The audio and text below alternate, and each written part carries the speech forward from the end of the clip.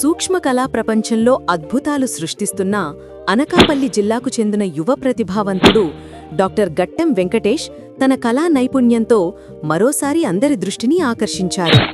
టూత్పిక్లు, అగ్గిపుల్లలు వంటి సామాన్య వస్తువులపై అసాధారణమైన కళాఖండాలను చెక్కి ఇప్పటికే గిన్నెస్ వరల్డ్ రికార్డును సొంతం చేసుకున్న వెంకటేష్ తాజాగా పెన్సిల్ మొన, లెడ్పై శ్రీ అయ్యప్ప స్వామి రూపాన్ని చెక్కి భక్తులను, కళాభిమానులను ఆశ్చర్యపరిచారు. ప్రస్తుతం శబరిమల యాత్రకు భక్తులు మాలధారణతో తరలివెళ్లుతున్న నేపథ్యంలో స్వామివారి పట్ల తన భక్తిని, అపారమైన కళా ప్రతిభను వెంకటేష్ ఈ రూపంలో చాటుకున్నారు. అందరికీ నమస్కారం అండి. నా పేరు డాక్టర్ గట్టెం వెంకటేష్.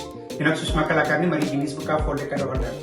తాజాగా నేను పెన్సిల్ ముళ్ళు పైన అయ్యప్ప స్వామి ప్రతిరూపాన్ని చేయడం జరిగింది. దానికి నాకు 8 గంటల సమయం పట్టింది. దాని వెడల్పు 8 మిల్లీమీటర్లు, పొడవు 16 మిల్లీమీటర్లు వేయడం నేను దాన్ని తీర్చిదిద్దుకున్నాను. సో ముందు అందరికీ థ్యాంక్ యూ. ఉమ్మడి విశాఖ జిల్లాకు చెందిన డాక్టర్ గట్టెం వెంకటేష్ గీతం కళాశాలలో ఇంజనీరింగ్ పూర్తి చేశారు. చిన్నప్పటి నుంచే ఆయనకు ఈ సూక్ష్మ కళపై ఆసక్తి ఎక్కువ.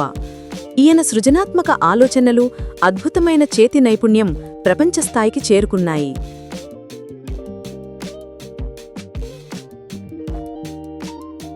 2016లో టూత్పిక్పై 18 మిల్లీమీటర్ల పొడవులో చెక్కిన ఎంపైర్ స్టేట్ బిల్డింగ్ మైక్రో ఆర్ట్కు గాను ఆయన గిన్నెస్ వరల్డ్ రికార్డును సాధించారు.